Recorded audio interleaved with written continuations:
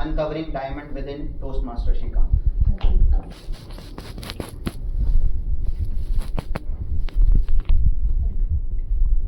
Coal and diamonds.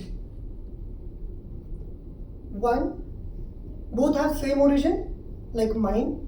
Both have same element, carbon. But one of those get away like this, and one shine resilient for eternity. Can you tell me what is the difference between both of them? Anyone? Value. Value. Okay. Anyone else? Want to give a chance? Pressure. Why those are different? Sorry? Pressure.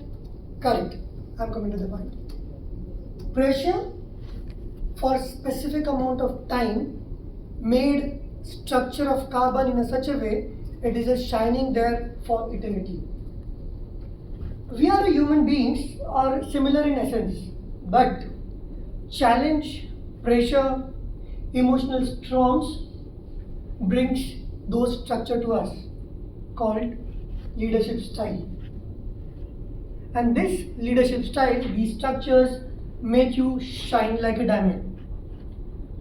Toastmaster of the day, fellow Toastmasters and dear guest, good afternoon. My name is Shrikant and I'm going to discuss about some leadership styles. I'm going to narrate 3 stories today and I am going to show you one QR code. So what we are going to do is I'm going to tell you what my interpretation about that story, what is the leadership style I think of. That story is not necessarily mine, it can be anyone else also. So I am going to tell you my interpretation. You need to just raise hand if you are convinced with my point, otherwise you can give your inputs to me as a form. Okay, let's start this one then. Let's go to the first story. I joined one place as a manager and it is a 6 months I'm working there. Honeymoon period has over and project deadlines are in a bad shape and we are in a bad situations. My boss on Friday came and said, Shrikant, we need to work this weekend.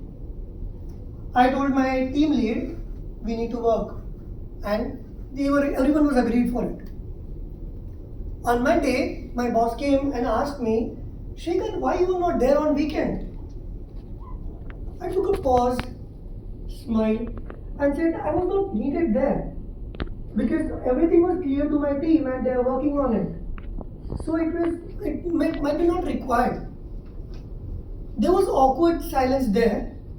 He nodded and moved forward. Here I learned one important thing. Giving the space to my team to lead is always better than sitting there and not giving any value addition. So with this, I think this story is talking about the authentic leadership. How many of you agree with me? This is the authentic leadership style of this story. How many of you agree? Anyone? Do you think it is authentic? Okay.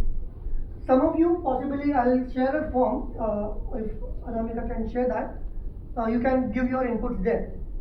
I'll be happy to hear your pointers also. Okay? Now, let's go to the next one. We understood from the first story, there is a possibility of authentic leadership, but sometimes you need to be there. You want to give a speech, but you need to be there for your team, for saying, I am there with you. Second story is similar, but I joined that company 3 weeks back. I'm just understanding where is a printer, where is a coffee machine, and my team lead came saying that, Shrikant, we are in a bad shape. We need to work on weekend. I said, is it very serious?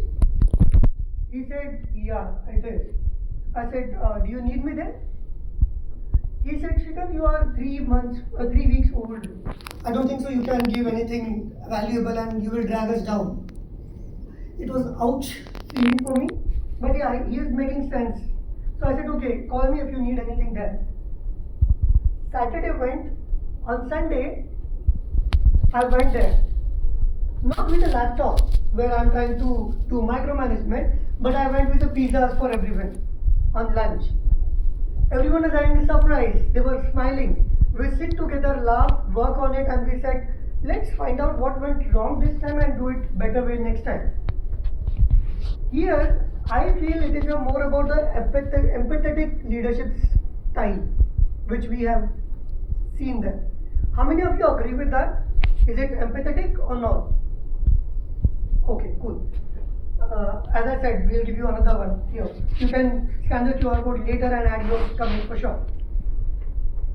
Here, if you see, there is a designation, there is a hierarchy present in the situation. But there are scenarios where there is no hierarchy, right? In that situations also your team is, you are not called as a leader, but you are an important factor there. I am talking about a story where one of my mother used to work as a maid in one society, and the owner of or the employer of that society, the place, asked for my mother, there is a festivity going on and we have food stall there. You are a good cook, so can you put a stall there? My mother was happy to do that. I helped her with logistics, like I installed stall, bringing food, etc. When the festivity started, she realized all the other stalls are from the member of the society. They are wearing good clothes, they are speaking in English, and my mother can't. And she was nervous, and her helper also. She called me. I sensed there is a nervousness and frustration in that her voice. I rushed there, I went and I spoke to people, convinced them to eat food. It is a healthy, hygienic, and the food was delicious as always, and everyone was happy. Honestly, I don't know how much money we made there, but I'm sure that situation gave me another structure to my leadership. It is a supportive leadership style.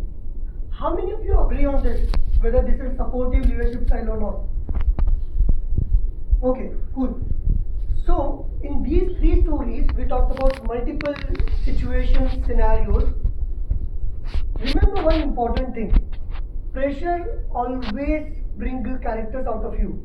These leaderships make you shine. These are giving you different forms.